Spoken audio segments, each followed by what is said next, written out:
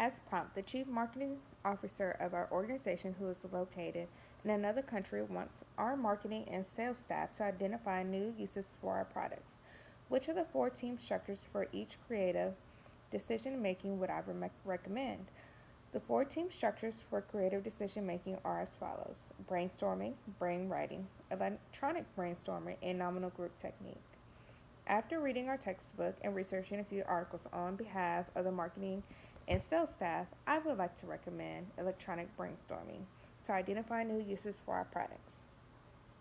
McShane and Glenn now define electronic brainstorming as a form of brainstorming that relies on network computers for submitting and sharing creative ideas.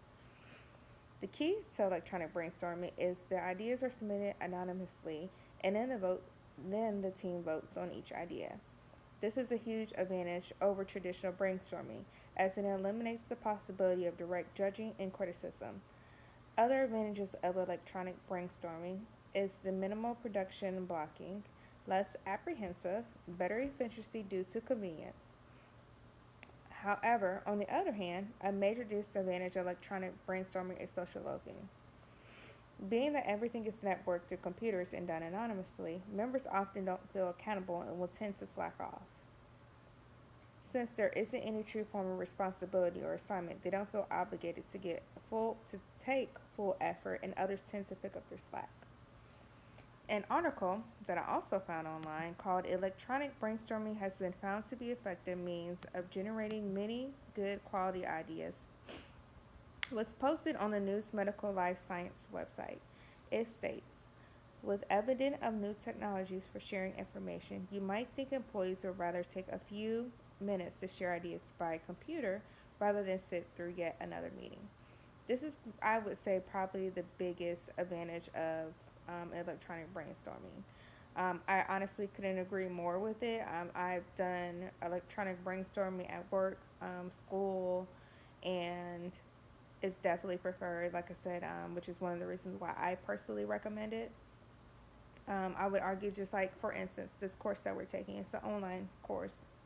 And a lot of people will argue that obviously grad school is much harder than undergrad. It's more responsibility. You have to be self-motivated.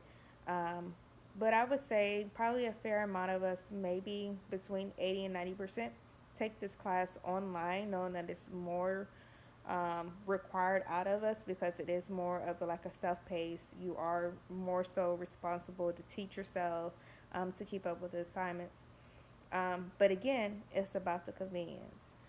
People would much rather, work at their own pace and do something virtually or electronically rather than having to be somewhere at a set time and commit to something. And then a lot of people have social barriers. That's another thing. And like I said, that kind of eliminates with electronic brainstorming where things are anonymously and it's voted on. It's not so much apprehension and criticism, and there's less social interaction, I would say. So that is, like I said, a major, major advantage.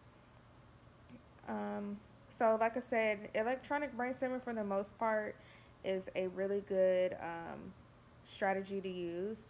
And there's just very few disadvantages. Like I said, the main one is social loafing.